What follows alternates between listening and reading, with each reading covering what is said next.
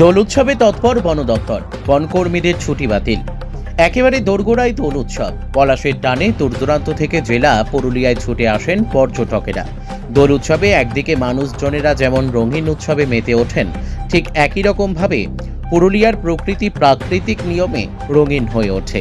আর এই উৎসবে পর্যটক সহ সাধারণ মানুষেরা যাতে জঙ্গলে প্রকৃতির সৌন্দর্যকে উপভোগ করতে গিয়ে কোনো বিপদের সম্মুখীন না হয়ে সুষ্ঠুভাবে দোল উৎসবের মাতোয়ারা হতে পারেন, তার জন্য আগাম তৎপর পুরুলিয়া বন দপ্তর।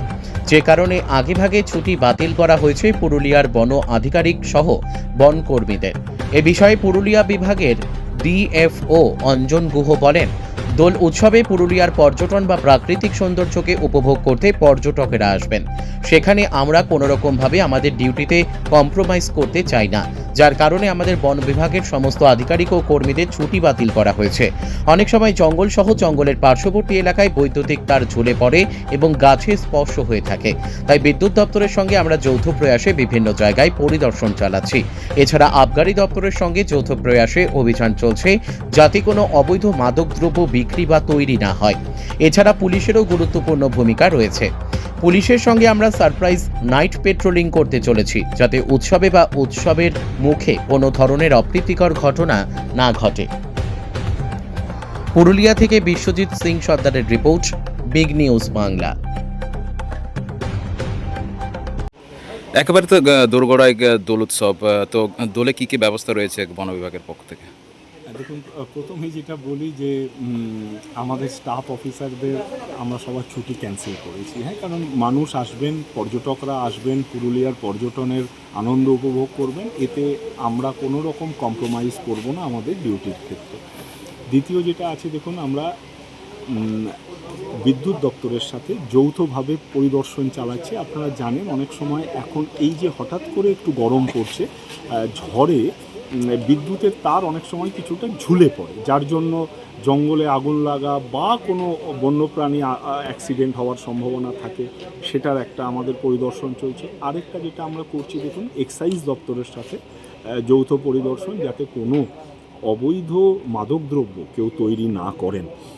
এই প্রত্যেকটা ক্ষেত্রেই পুলিশ আমাদের যথেষ্ট সহযোগিতা করছেন।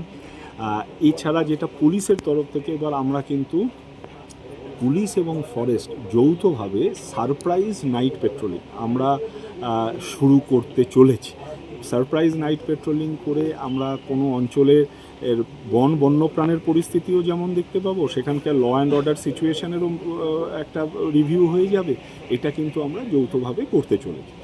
আরেকটা যেটা আছে, যে আপনারা আজকের অনুষ্ঠানে দেখেছেন যে ফায়ার ব্রিগেডের দপ্তর, তাদেরকেও কিন্তু আমরা আমাদের সাথে সামিল করেছি।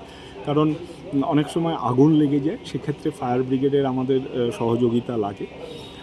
এই সব কিছুর ঊর্ধ্বে উঠে আমি বলবো যে ওয়াইল্ড লাইফ মনিটরিংয়ের জন্য ড্রোন বা সোলার ফিটেড সিসিটিভি অলরেডি কাজ শুরু করেছে, সেটাও আমরা আপনাদের দেখালাম।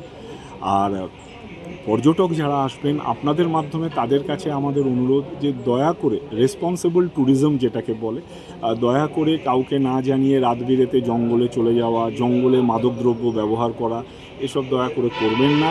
আমরা কিন্তু কঠোরভাবে আইনগত ব্যবস্থা নেব। সবাই আসুন, পরিশীলিতভাবে সংযমশীল হয়ে অযোধ্যা পাহাড়, অযোধ্যা বনাঞ্চল, পুরো পুরুলিয়া জেলার রূপসী বাংলার সৌন্দর্য উপভোগ করুন। দয়া করে এমন কিছু করবেন না যাতে বন্যপ্রাণী সংরক্ষণের কাছে কোনো বাধা সৃষ্টি। হোলির দিনে নাইট রোমিং রেস্ট্রিকশন আছে কি? না, হোলি বলে নয়, আমরা অলরেডি রেস্ট্রিকশন শুরু করেছি। রাত্রে আমাদের সবসময় মনিটরিং চলছে। ট্যুরিস্টদের আবার আমরা অনুরোধ করব যে রাত বিরেতে বেরিয়ে পড়বেন না।